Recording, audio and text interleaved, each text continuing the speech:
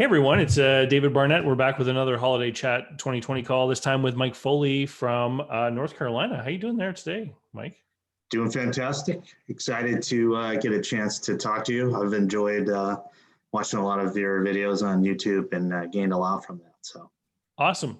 Well, you actually have undertaken some of the stuff that I talk about all the time. You are in the process of buying a business. You want to start a little bit with maybe your background and what has happened maybe up to this point? yeah, absolutely. So my background is residential real estate development and construction. And one of the great things about that is you can make a lot of money, or you can also lose a lot of money depending on how things go. So it's very up and down, and it can be a long time between paychecks. Mm-hmm. So one of the things that interested me in buying a business was the potential for some more steady monthly cash flow, and also the returns. I own some commercial and residential real estate that does pretty well, and but doesn't have the potential returns of businesses, on a ROI perspective. So yeah, that's something that I've thought about. And being in residential construction, I'm paying a lot of plumbers and framers and electricians along the way, and I see how busy they are. So it's something I've thought about, buying one of the trade companies probably for about 15 years. And my family, we moved out from California to North Carolina about 4 years ago, and out here, this is the number one home building market in the country. So it's something that has only increased as I've seen how long it takes to get the trade people to even show up on a job. Right. They're just so swamped. So COVID slowed down some of my projects and kind of allowed me the opportunity to pursue really diving into buying a business. And because I worked in construction, I initially was thinking about, well, one of the trade companies would be a natural place to start. So spent a lot of time on YouTube learning about the whole process of buying a business. And I think I kind of pursued the process the way a lot of people do, which was, getting on the BizQuest and the BizBuySell websites, and interacting with brokers and signing NDAs, and then getting their packages. And I think I probably experienced the same frustration that a lot of people do, is that once you get into looking at the numbers, you realize that they either are made up or they just don't make any sense. Suddenly their gross profit margin, has been 10%, and now it's, 22%, for 2019. So, that, and I don't know if there's any way around that, other than you just have to get the numbers and dive in there and maybe negotiate, once you've gotten to some, realistic numbers of, what the numbers really are. Well, there's a lot of people out there who suffer from that same frustration. And a lot of the times it's the brokers not presenting it correctly. Other times it's the business owners not giving the broker adequate information. It is mine. I still work with some brokers today, and sometimes questions go unanswered for weeks upon weeks. And you have to wonder, is the seller really interested in selling? They're not getting back to us. But if it's one of these tradesmen like you're talking about, they're up to their eyeballs in work and requests from people that need to get something done today so that money will roll in. And at the end of the day, business owners are distracted by the fact that they actually have to run the business. Yeah, I could see that. Yeah. And so, it is time consuming to really dive into those numbers, but obviously that's, an essential part of the process. So I started looking at different ways to try to find the business. And one was to reach out directly to some of the owners. So I was using LinkedIn Sales Navigator to kind of specifically target specific businesses that I liked. And I actually found, actually the first person I contacted said he was interested in selling, which is an electrical contractor. And so that was something I started pursuing. And I have a buddy who's a electrical contractor. So I started asking him a lot of advice about the trade and what to look at and so forth. And along the way, he mentioned, oh, by the way, my in-laws have a company that they're very interested in selling. It happens to be on the West Coast, and I'm here in North Carolina, but it is a business that is big enough that I'm hoping that if I did buy it, eventually I could bring in a general manager to run it. And so that was, just by kind of getting the word out there, I came across what I think is a really good opportunity.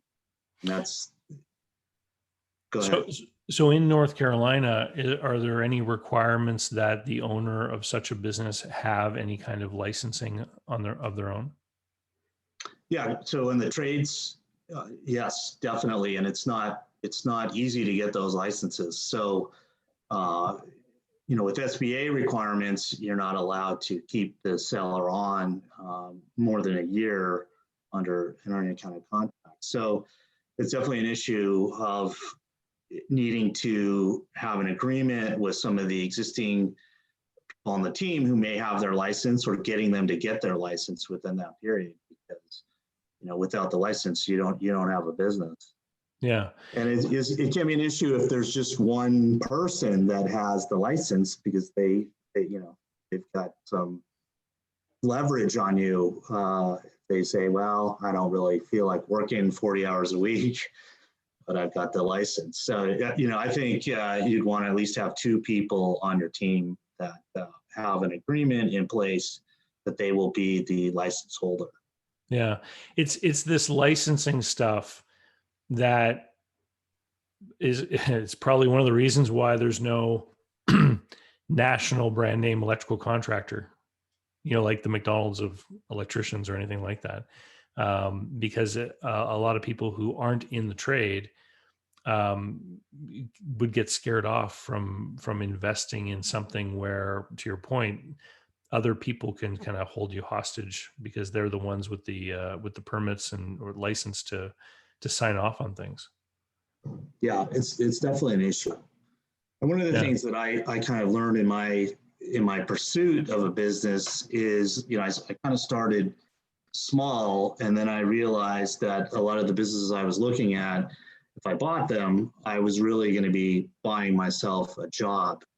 And that is not something that ultimately I wanted. So I started broadening my search, beyond just trade companies to larger companies where there would be at least some management in place. The owners are likely, still running the companies, but there is some management in place. And so that kind of expanded my search criteria, and really the focus of what I was looking at.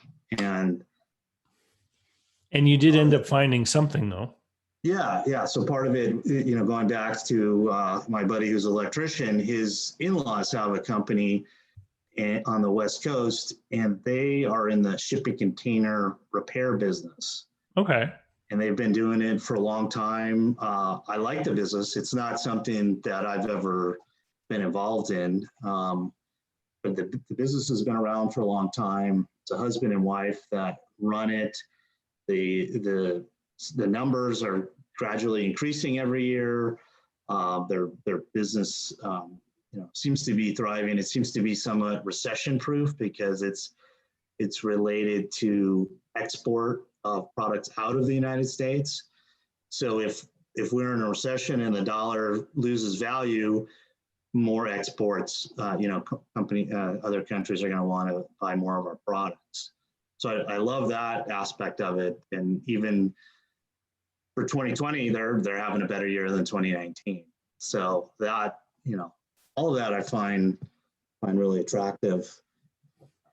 And one of the things I want to talk to you is, they do about $8 million in revenue a year. So it's been pretty good volume. They have, I think they have 22 employees, and they're dealing with a lot of the large shipping companies. They have contracts with them. And so we've started the LOI process. It's been a long process because they didn't have a lease agreement in place. So that kind of halted the process. The lender isn't requiring that, of course, that they have a lease in place. They just had a verbal agreement. What kind of place do they operate from? Is it like from an industrial park, or are they kind of on port land somewhere? They're off of the port. They're in a big 20-acre parcel where all the shipping containers are stored. Okay. And so they were just subleasing a part of that, but they just had a verbal agreement with the current tenant there. So okay. So that's put things on hold until they get that in place. So we really haven't, dove into the due diligence, other than they've given me some of their historical financials going back 5 years, which all look pretty good. But my question is, I've owned lots of businesses and I've started them from scratch, but I've never actually bought one. And I wanted to know how deep to dive into the due diligence. Obviously they have contracts in place with suppliers, with clients. What do you recommend? Well, so the whole idea of due diligence is just to make sure that to try and determine to what degree you can rely upon the information that you've been provided. So that's financial due diligence. And then there's legal due diligence, for example, that your attorney will do to find out if there's any outstanding lawsuits or anything like that. And then there's due diligence with respect to the workforce, due diligence with respect to sales. Like there's different things that you have to look into. The financial due diligence is always the one that people tend to start with, because if there are red flags that come up with that one, then the whole question of the price of the business then comes into play. And so the key here is finding a CPA that has experience in helping people do due diligence. Somebody who has some kind of background in audit, or someone who used to work for the IRS, for example, like they would have training in looking for problems and things. The nice thing about a business like this is that there's no till. I mean, everything is done by invoice and check or electronic transfer or however. So there's the money flowing in and out of the bank account can all be verified against the books of the business, the accounting software. So you can see what's going on there. You'll want to take a snapshot a few sample months where you get the bank statements and all of the activity of the business, and the CPA will match it against their internal bookkeeping just to make sure everything lines up. Is there any inventory in the business to speak of? Yeah, because they do sell parts. So a couple $100,000 in inventory. So in a business, an industrial business that has inventory, you want to make sure that you're looking at financial statements that are accrual basis, but also that the inventory has been properly managed. Here's why. If they are not doing a proper inventory count at the end of every fiscal year, then their cost of goods sold can be off. And one of the things that you can look at to give you an idea if that could be the case is if their gross margins tend to bounce around.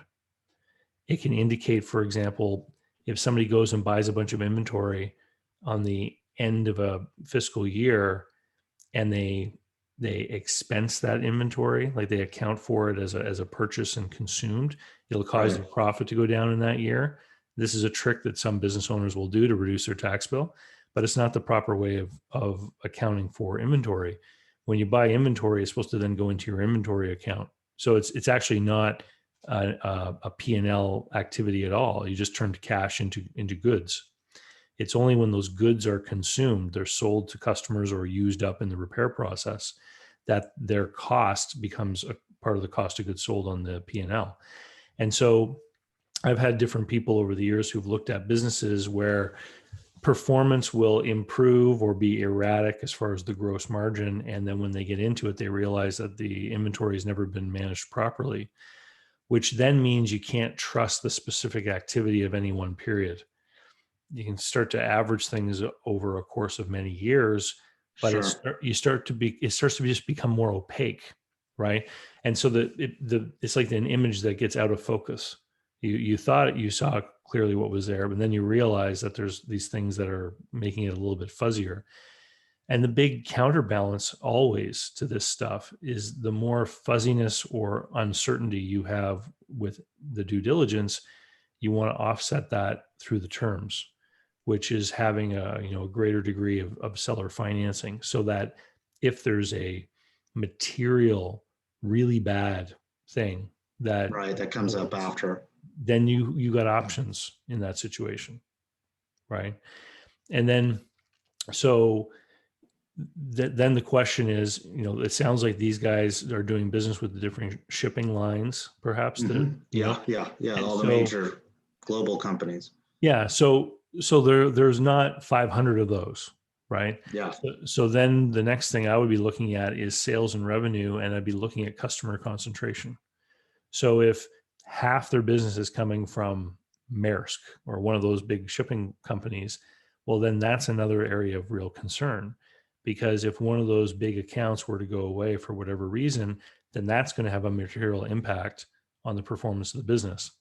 And when we start getting into that kind of specific problem, the way that other people have dealt with that is by having a greater degree of seller financing and even splitting up the seller financing. So I've had situations where someone was buying a business and 50% of the sales came from one customer. And Hmm. so they bought the business. They required a high degree of seller financing, but then the seller financing was broken into different notes. And one of those notes was earmarked for that specific customer. So the idea was this note will take 4 years to pay off. And if that customer stops buying from us, in that moment, the balance of that note is just written off. So it's almost like that specific note represents the goodwill associated to that one client. Got And it. Wow. sellers are not going to like that, because what is happening is they're still bearing the risk of that customer relationship. But when you buy an existing business, what you're buying is a cash flow, which is based upon the business that exists today. And if a couple of those big accounts leave, then you're not left with the business you bought. Yeah, And which is a big concern. yeah, like sellers will argue, okay, well, it's up to you to keep the account. But sometimes, you can do everything correct and still lose an account. Right. You don't know what Happens naturally. Right. some other competitor can offer them something that they decide is better, or what, or a shipping line could leave the port, right? or Absolutely. they could sign a deal.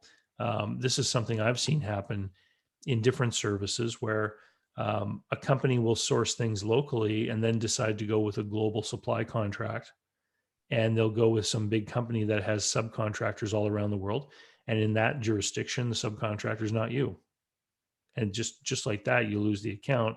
It's got nothing to do with you or the person at the shipping line there locally. It has to do with something that happened at their head office, which could be half a world away. So that would be my concern with sales and revenue is there a customer concentration problem?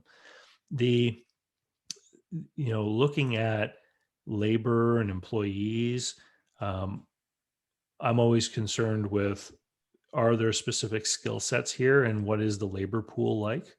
So, if it's something as general as people need to know how to be welders, in a big city, there's lots of welders around. You'll Right. be able to find that. Um, Sometimes there are, back to your electrician example, if you're buying an electrical contractor in a market that's a smaller market, it could be harder to find specific labor. But you say it's on the West Coast. Is it in a pretty big size community? Must be if there's a port. Yeah, yeah, decent sized community. Yeah, going back to even in a big city with some of the trades, they're just so companies are so busy and there's just not a lot of people that are going into the trades. So it can be an issue in any size market. Well, I've had, conversations with people over the years who are involved in these trade related businesses. And my father-in-law actually is a guy who owns an auto repair facility. And if you know you're good for the long haul and you know you constantly are going to need a supply of new people, then sometimes people get involved with helping people obtain their certifications, hiring young people who are interested in that and helping them get through their training and certification. And just like that Army program, you sign up, we'll educate you, but you got to serve so many years. You can do that as well, where you can loan people money to do their trade school training, and then you can have that debt self erase over the span of a certain number of years. So that you can make a deal with someone and say, I'll advance you the money for that. It'll be repaid simply by you being here over the next so many years. If you leave early, you owe the balance, right? And you can kind of develop your own pipeline of talent. Creating your own funnel, right? That's ongoing funnel. Yeah. It requires a steady amount of work though. Like, I was looking at a business the other day with a client in Texas, and they do, it's like a machine shop, and they manufacture things for the oil and gas industry, and their sales go up and down and up and down. And they're constantly laying off and then hiring people. That's tough, especially if the people in the area know that you're project based, and if they get hired on with you, that they're likely going to be laid off in the next year sometime. It's harder for people to want to work there. Right. It seems like in that kind of circumstance, you would need to have a very detailed onboarding and training program to get people up to speed, since you're doing it over and over and over again. Well, it depends what the work is, right? Because sometimes you can hire people who've done the same kind of work for other companies. So as far as line manufacturing work, but this container repair, it sounds like, is it pretty steady cash flow over the course of the last few years? It's actually been slowly increasing. Mm-hmm. So I think it just is kind of the trade volumes are increasing globally. Their business increases, along with that. Kind of steady.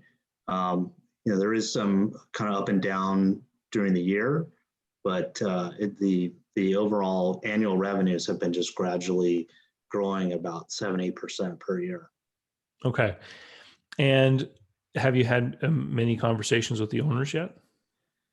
Well, yeah, it's ongoing. We've been talking for about 6 months, so it's a ongoing process. I think that there was a little hesitancy on their part, maybe to let go of their baby that they've owned for a long period of time.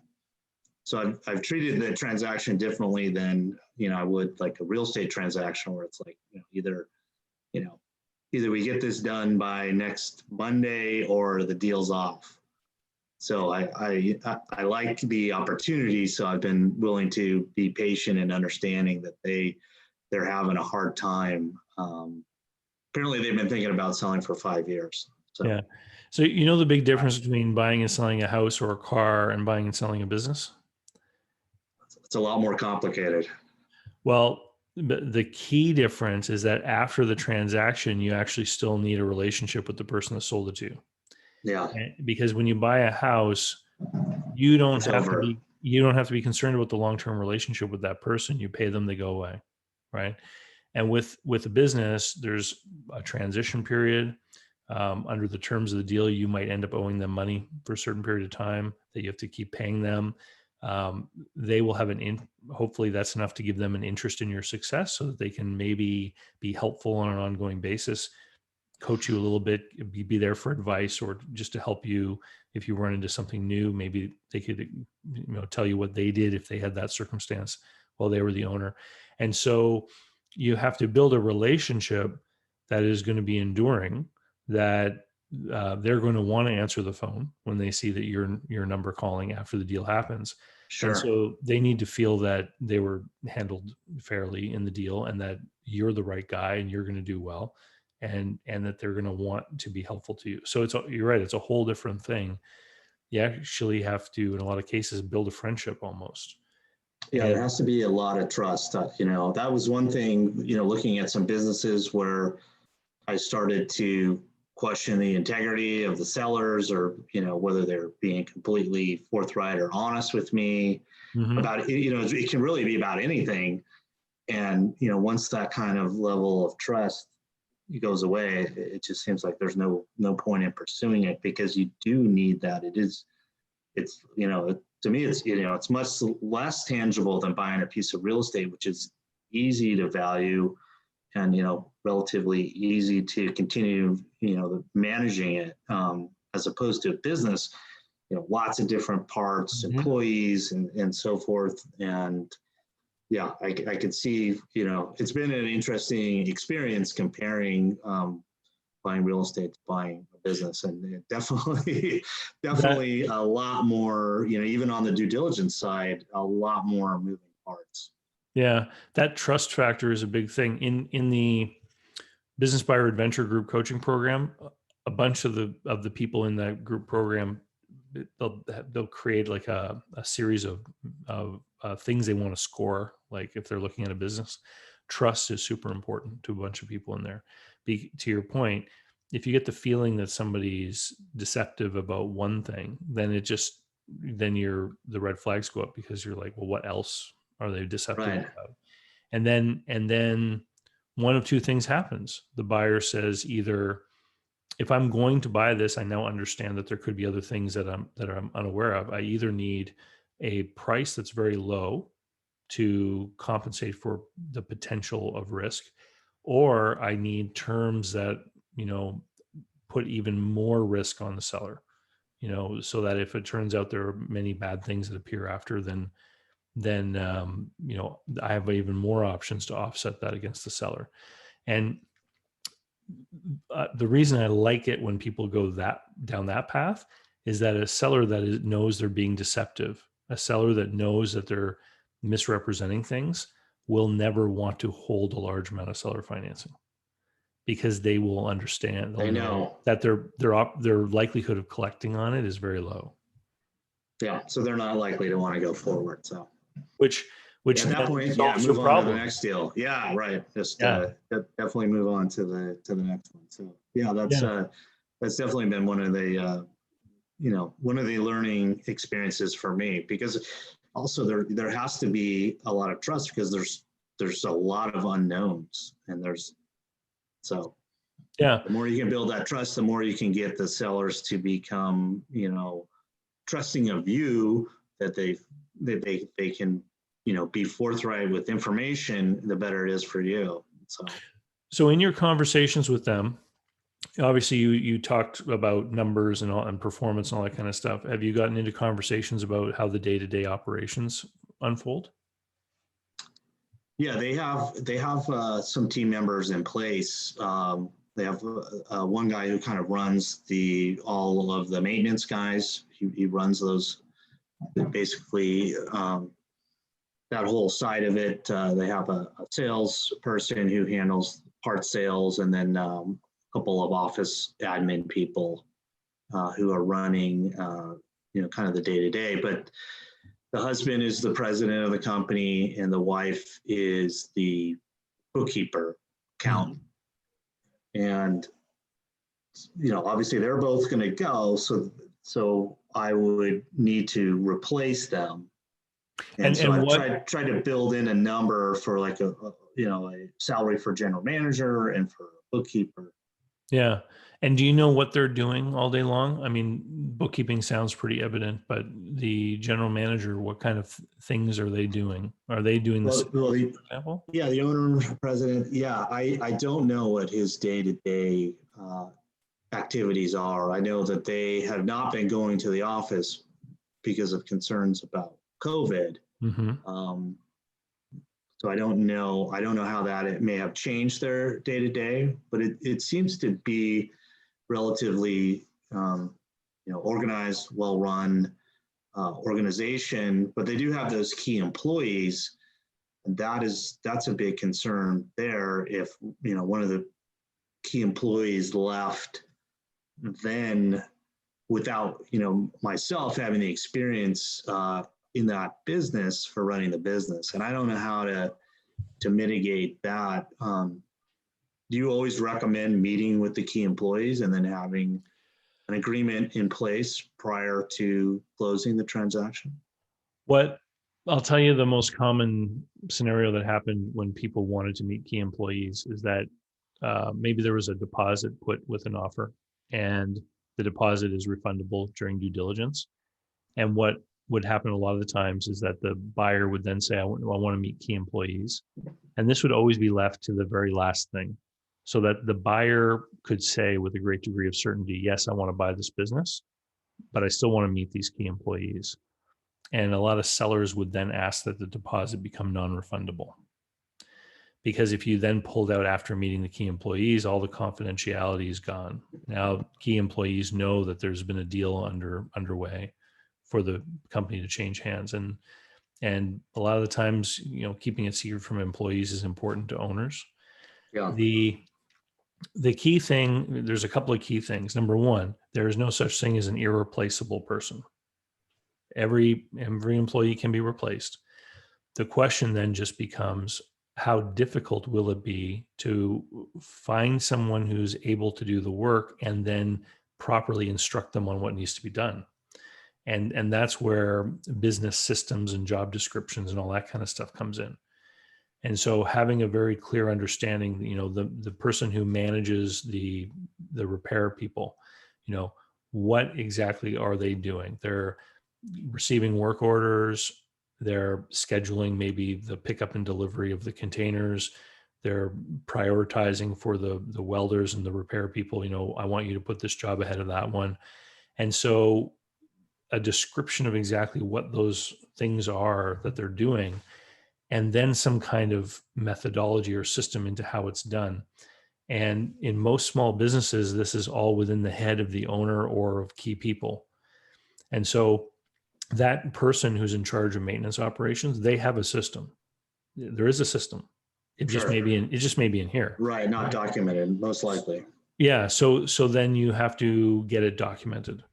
And the fear a lot of people have is when you start to document their process and systems that you're, angling to replace them. And basically what I always recommend is when a new owner comes on board is that you talk of, we need to get better organized because we can't grow without that. And the obviously your aim in buying this business is you'd like to have it be even better than it is today. Right. This is not a lie or a deception of any kind. It's, we want to grow this business, and a growing business means more opportunity for everyone in it. And that person who's the head of maintenance, they can never become the general manager if we don't know how to train the next person.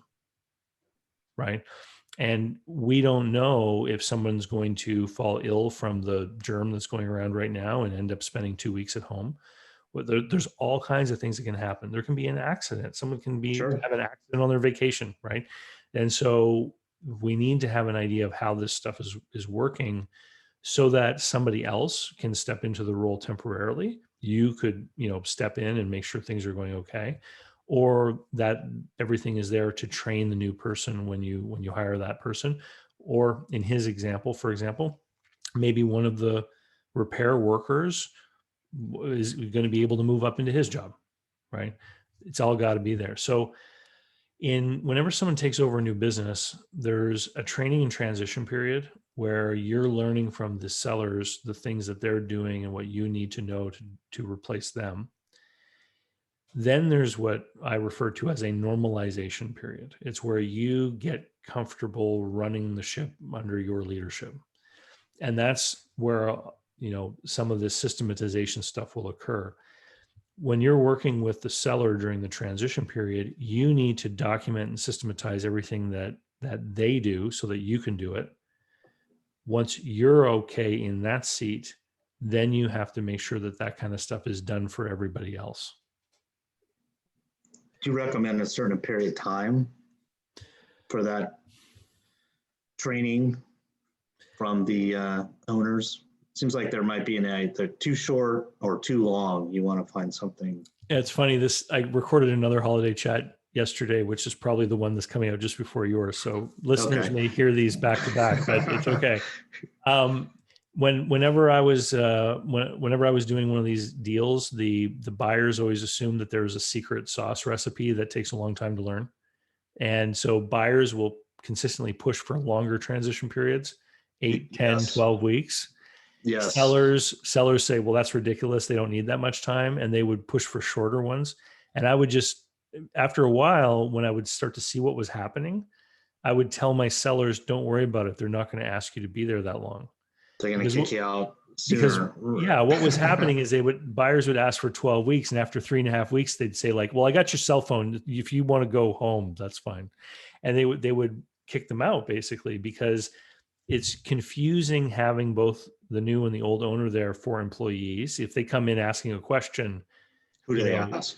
the first time you don't know, so you defer to the other person, the seller, and then the next time the employee comes in, you just ask the seller.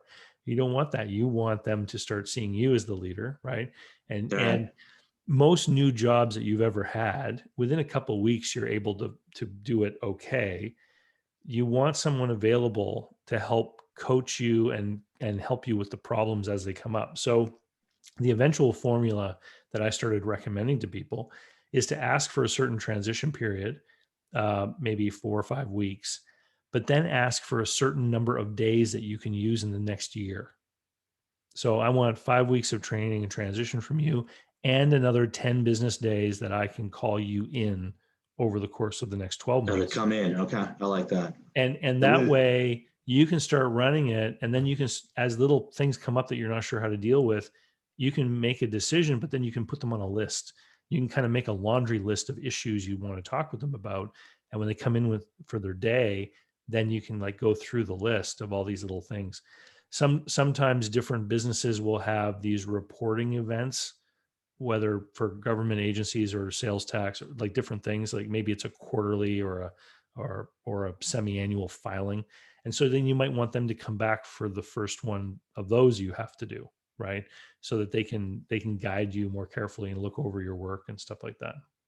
yeah, I like that idea. Right now we have 2 months for training, but I could see breaking that up, maybe doing 4 or 5 weeks like you suggested, and then the rest of it being either, on call or, coming in, Yeah. down the road within a year period of time. But And the other thing I've seen this in, like, almost every deal, is if that relationship is built well and you owe them money, they'll almost always take your phone call, yes, right? And just, if you happen to have a one-off question that pops up and you want to talk it through with them, they'll talk to you on the phone. And I've never heard of anyone, like, marking down the minutes to bill you for their time or anything like that. probably not. Yeah, I think they're probably hoping the sooner that I get up to speed 100% and get all the questions out, the sooner, the less likely there will be to be, future phone calls. But yeah, definitely having it structured, the purchase with an SBA loan with the seller carrying back 15% for that very reason. Yeah, and I mean, my opinion of those loans and deal structures is pretty widely known. I think 15% is pretty slim. That's low in my mind. Okay. Um, the seller won't agree with my opinion, but it is low, because you know if someone is selling their business for a couple $1 million or something, 15%. If you accept credit cards, you're taking a 2.5% haircut. Some people will look at that 15% as a lottery. They'll be like, oh, if that money comes in, then great. But if it doesn't, some people are willing to walk away from that kind of percentage. And so I don't feel it's true skin in the game. I just don't think it's a big enough slice. Not enough. What do you recommend? I haven't watched that video of yours. Like, I prefer when, sellers are holding 25, 30%. Yeah. And the only reason people get away with such small vendor carrybacks is because of the SBA program. In other countries, those lending programs aren't available. People have to hold that kind of percentage. There's no choice, right? It's There's more no accepted. choice. Yeah, because like in Canada, for example, banks will only lend on against the value of the tangible assets, unless it starts to be a bigger kind of business. Then they'll do a little bit of cash flow lending, but it's not a significant amount. The seller always ends up holding paper, and oftentimes those seller notes have to be put into the back seat against the senior lender. So they might have to wait years before they get principal payments, or they might have to wait until the senior lender okays the commencement of payments to them, because the senior lender will use that seller note as a way to offset their own risk. Sometimes the bank will sometimes dictate this: if we're going to do this deal, this is what the seller note has to be like.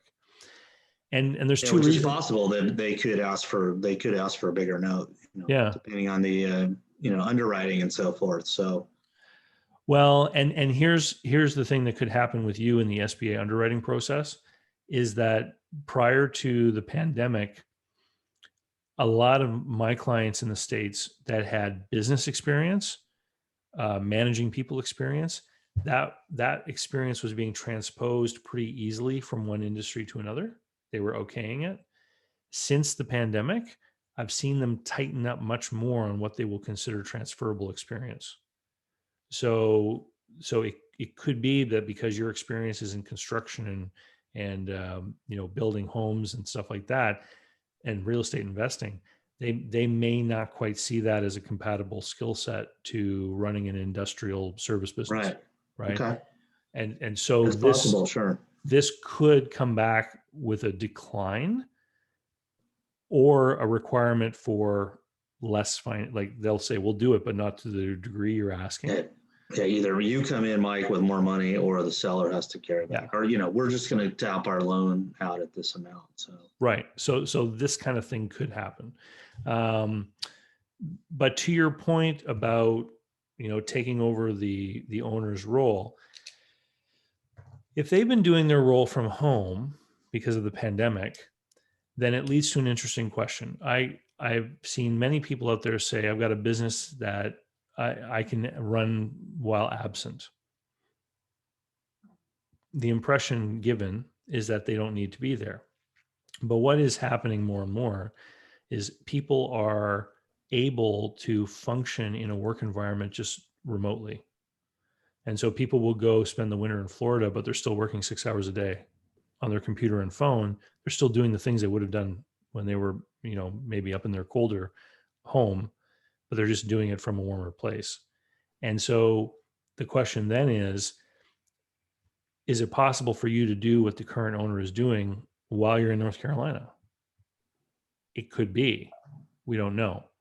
And this is where you're likely going to have to go there and spend a lot of time out there initially. Yeah. And then you're going to have to start judging, do I want to continue to do this role? Is it possible for me to fly out twice a month, spend a few days here while I'm answering emails and talking to people on the phone from the East Coast? It could be, right? You need to learn that role well enough so that if you ever did decide to bring a general manager in, you then have to figure out what kinds of things you have to be watching as an owner to make sure that the general manager is doing a good job. And in order to do that, you need to have experience in that role. Yeah, I was thinking, that I need to, that if I buy the business, we're going to move back to the West Coast for probably 9 to 12 months. Does that seem like a realistic time period to be immersed in the business? It could be, and you won't know if it is or not until you're already in there. Yeah. So it could be longer. When you say we, you mean your family? Yeah, wife and kids. Yeah.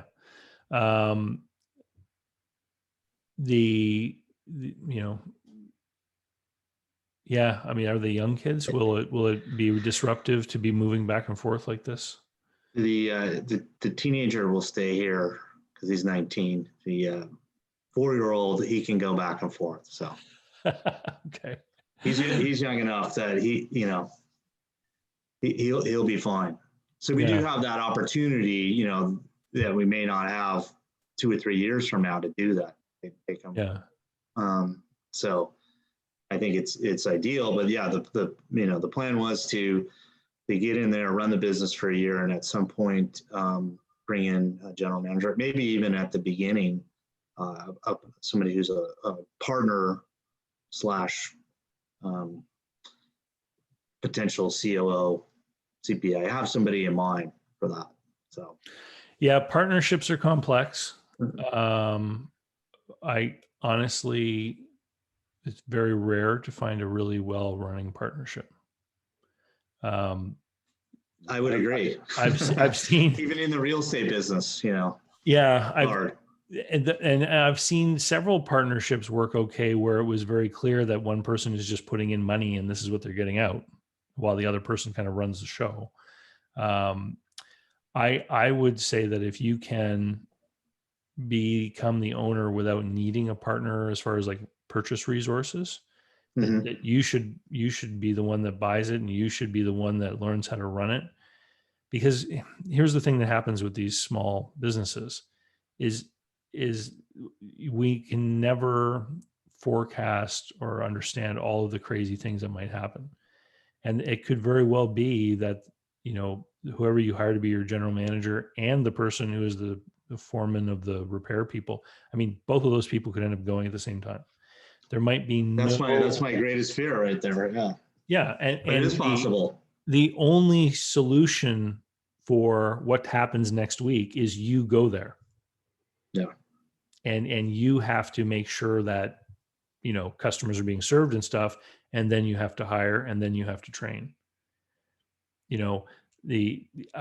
I've known many people who've set up complete management teams in place, and a couple times a year end up in there, even if it's just to cover their management team's vacation. Yeah, that's possible. Sure. Right. If there needs to be somebody doing something all the time in some kind of critical role. Yeah. Well, I think that would be fine. Even if we're in North Carolina, it's never hard to convince my wife to go to California for a little bit. Well, or I just go on my own, which, like you said, it could be just for a couple of weeks. And I think that would be smart, regardless, just to be there, several times, maybe at least once a quarter or something, even after having established management in place. But my goal would be to go in there for the first year, understand the business, try to set up some systems, some kind of KPIs for the different parts of the business, so that there's a way to take, a snapshot look and go, okay, things are running smoothly, or, here's the problem. Then also set up training, onboarding, hiring, all that. And maybe, that might be too much to try to do in a year. That may be it's not unrealistic on my part. There's one of my courses is called Build a Business That People Will Want to Buy. It's yes, I've seen that. easysmallbizsystems.com. I go a couple times a year. There's a management organization here that kind of organizes these groups of business owners. They have me come twice a year, usually, to talk to their different cohorts of owners as they're going through their management development program. It's many of those students have implemented that fully in just a few months. It's basically a step by step, and it's easy, doesn't take a lot of time, but within the framework. See, people who pick up that book, E-Myth Revisited by Michael Gerber, they read it and they go, oh yeah, this is what I have to do. And then they sit down in front of their computer and they don't quite know where to start. Right. And then they just kind of get paralyzed, and they sketch out a few things in the business, and then they don't know what to do next. And so that's what that program is step 1, do this. Step 2, fill this in. Step 3, set this up in this way. And so you can. It's basically a blueprint for just buying the business day one, first 90 days, work on these. Yeah, well, it's called Build a Business That People Will Want to Buy, because I made it for business owners to make their business more profitable and easier to run and more saleable. But the fact is that a lot of business That's what buyers I will want to buy do. it. Right. Right. They'll buy it because they'll implement it once they get in. And, you know, I had one guy, he was in one of these classes, and he implemented it in his business. It was a big furniture store in multiple locations. And as he started to work through the process, he began to realize how many people he had that were totally underutilized. They were punching the clock, and Sitting around all day, or yeah, they yeah. had big amounts of time that they weren't really using for anything, and he had no idea, because he was busting his butt in the office, and all the people around him were crazy busy, it was the people in the organization he wasn't spending all of his time with, who he thought were busy all the time. And then as he went through this process, he began to realize he had all these available resources to move things around to. Yeah, good. Well, that definitely seems like something I need to purchase. Here's So, the other thing you want to consider, though. Isn't North Carolina one of is there state income tax there? low state income tax. It's So very we're not low. a no state income tax. Okay. But yeah, I don't know if you're getting toward, do I want to become a California resident or not? Again, and the answer is I'd probably like to avoid it if possible. So that's something that you'll need to talk with a CPA about, because if if Certain rules there's around it. yeah, if there's a way for you to continue to be a North Carolina resident and own that business, I know that the business itself is going to, that's where the business is. That's where they're doing business. They're going to be paying taxes over there. Sure. But maybe your salary somehow can get out and be taxed at a lower rate since you're residing in North Carolina. I don't know. That you have to talk to an accountant about that. Yeah, well, that's definitely a concern, given there is a huge discrepancy between state income taxes in Yeah. North Carolina versus California, which I think they just went up. So Oh yeah. yeah, I do get a lot of grief from everyone. Like, why would you ever buy a business in California? And say, well, it depends on the business. It can be a fantastic place to own a business, or there wouldn't be anybody there. So. Well, yes, and here's the thing: is that the taxation situation there obviously has an impact on the value of the businesses. Yeah. And so, yes, your cash flow is not going to be as generous as it would if the business were in Texas or something, but the price is going to reflect that. I've seen that many a time when business owners have contacted me for help, and it's not just income tax in California. There's a whole bunch of other things too that I was dealing with someone in the landscape management business, and they have to buy equipment that sometimes is double the price of what a similar business in Arizona would have to buy because of emission control standards. Right. And so their bottom line is not as good as it should be because of the fact that they had to spend more on equipment than someone in their industry might normally have to. So it's not just taxes, it's multifaceted. And obviously some industries are impacted more than others. Sure, it can be your labor costs. I mean, your unemployment, all that has to be put in the mix. I did have another question on expectations for the revenue. So this is a company, it's owned by a couple. They've been doing it for 30 years. A new guy comes in there. Is there typically a revenue drop off? I mean, is it hard to continue what a seller who's been there a long time has been doing? There's no hard and fast rule, and here's why. In a business where where some of the clientele's or goodwill is located within the individual, people can choose not to go there. So, but this is something that really affects like hairdressers and barbers and people where there's a direct one-on-one relationship all the time.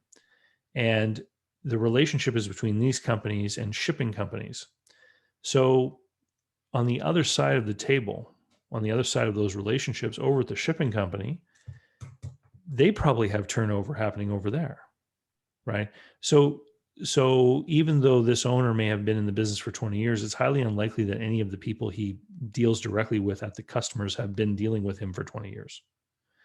Those people change over too.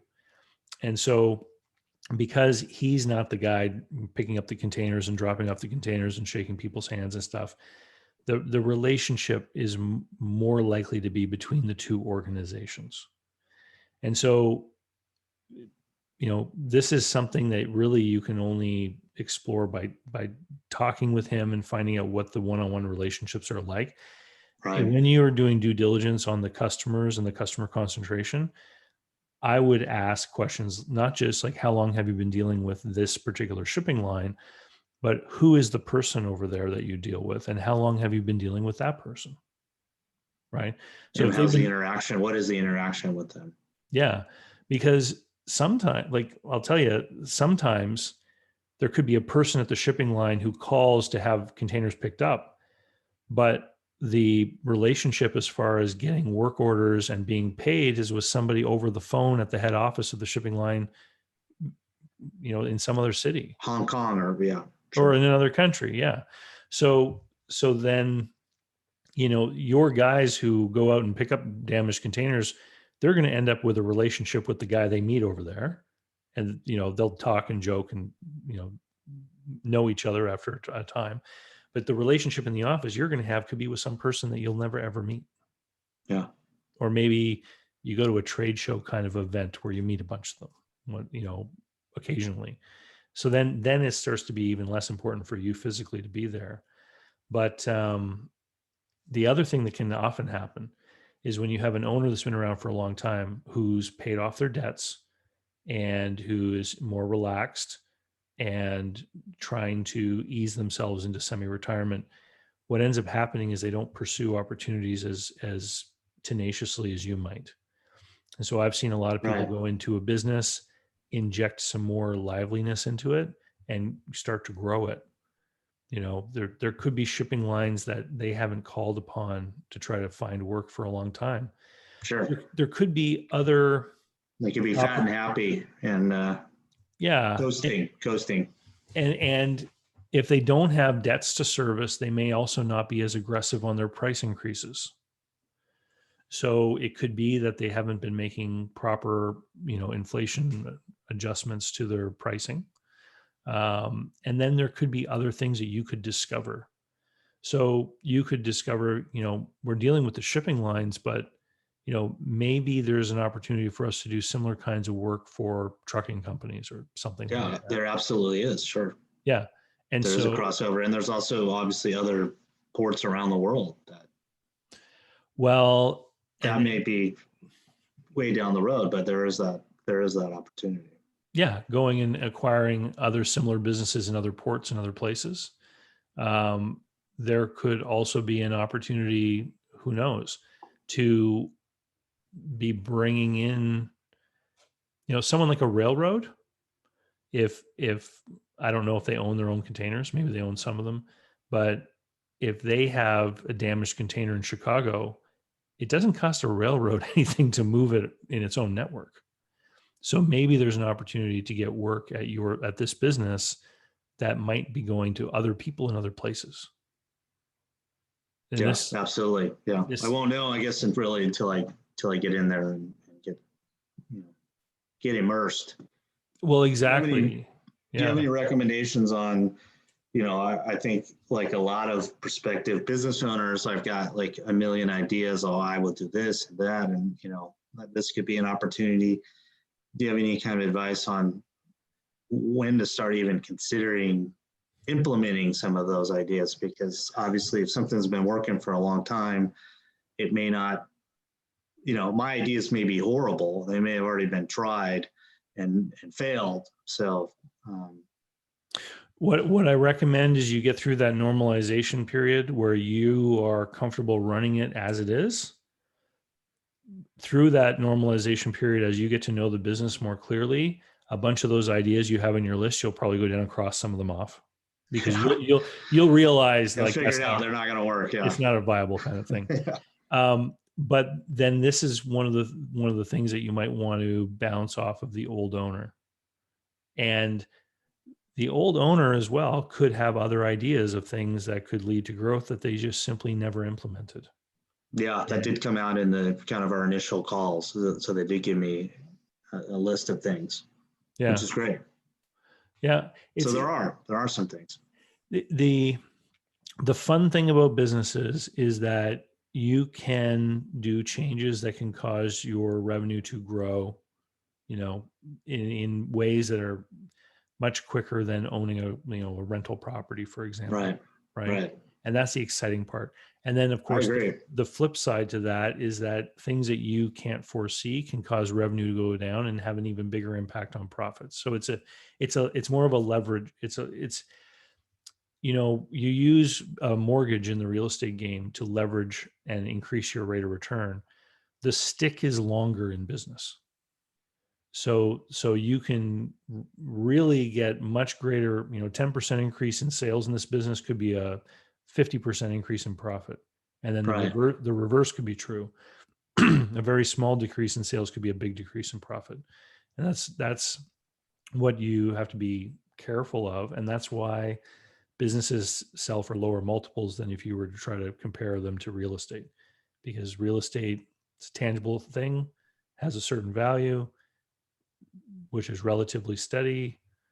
In a business, you know, there's a reason Uber and Lyft spent so much. COVID could happen. Yeah. Well, but there's a reason Uber and Lyft spent so much money in that California election about the proposition related to 1099ers, right? Like that would have been bigger than Catastrophic. Yeah. than COVID for those guys, Yeah. right? Changing their cost structure incredibly, and that's the kind of stuff that happens that people often, you know, Uber and Lyft knew that they had to fight that, and they had the resources to. When a government implements a change that affects smaller businesses, they often can't coordinate any kind of response fast enough. That's why trade associations exist, to try to do that. But the rules that can sometimes be implemented, like like some of the rules with respect to healthcare, and what happens when you hit a certain number of employees. I've met many business owners that have stopped growing because they don't want to cross certain They don't want thresholds, to. Right. which trigger these added costs. It's really awkward, because it's almost like the rules are preventing them from achieving more in the business Yeah. and for their community. I remember issues with, full-time employees having to get health care. And I guess if you're working 32 hours or more, you get full-time health care. So everybody's working, 30 hours a week, and Yeah, which, didn't help those employees. it's true.